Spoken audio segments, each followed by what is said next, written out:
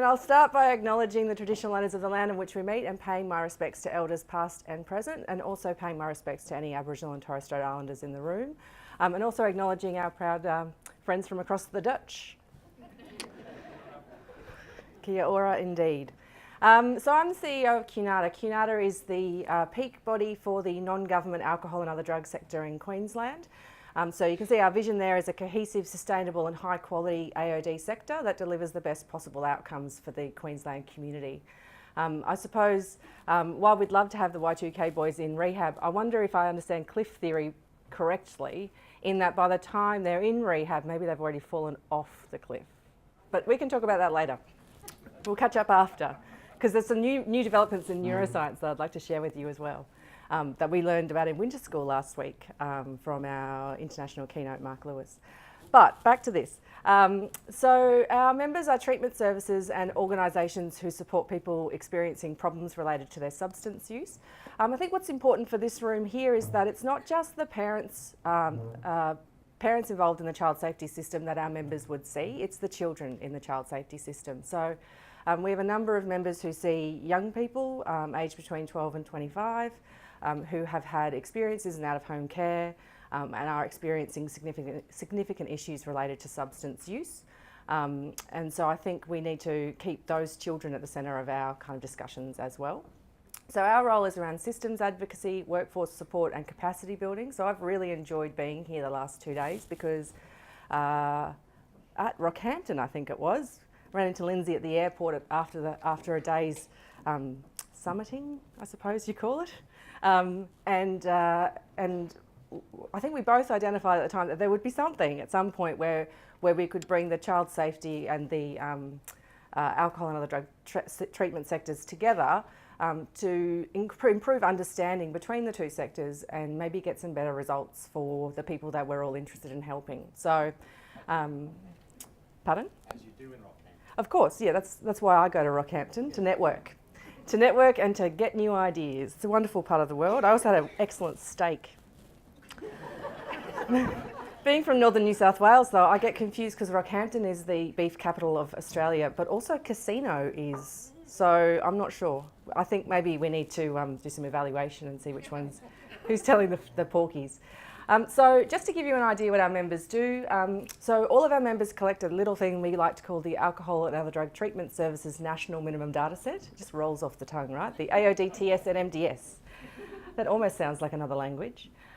So we collect that data on behalf of our non-government service providers. So this isn't all of the treatment services provided in Queensland in 15-16 and 14-15. In 15-16, there were about 26,000 episodes of care delivered. And you can see that even with the growth in amphetamine being reported as a principal drug of concern, alcohol still reigns supreme. And actually, I've been meaning to get in touch with the Minister's office to ask, because I've been quite intrigued by this notion that people are more frequently using ice than alcohol these days, because I would suspect that a lot of the ice users would in fact be alcohol users as well. And I wonder how much, in terms of the way that people identify their problems, whether it's seeing all of the campaigns about the problems that ice causes, that causes the person to say, well, ice is my problem, but my alcohol use is fine. Even though maybe their alcohol use is going to be more detrimental to them, both in terms of their physical and mental health. So the other stat that you've got up there is the length of time. So you can see that on average, people are engaged with alcohol and other drug treatment services for quite a lengthy period of time.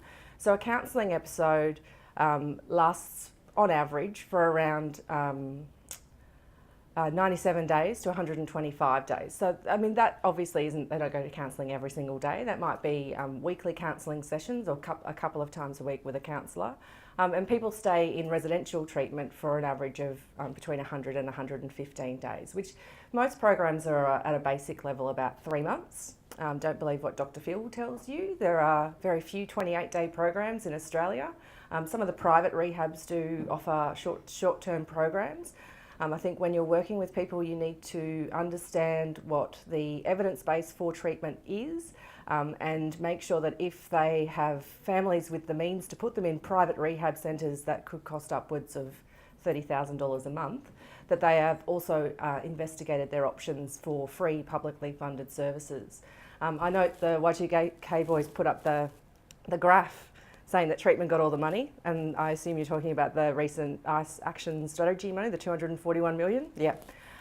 So that was a recognition that we have about 50% fewer treatment services available nationally than we are required to meet the demand, which is projected demand, because the other thing that's a bit confounding is that as soon as you make more services available, more people want to use them. So people come out of the woodwork. But if I could leave you with one thing, it's this. We know what works in both prevention and treatment. You've seen a lot of that over the last 2 days. Help is available. Sometimes it takes longer to get into than people would like, but I think the solution to our ICE problem is to work together to make sure that we all carry a basic level of understanding about how to intervene and what are the right things to say and what are the productive things to do, so that we can keep people safe and alive in the first instance if they do struggle to get into a treatment service. So thank you for listening, and I'll let you go to afternoon tea now.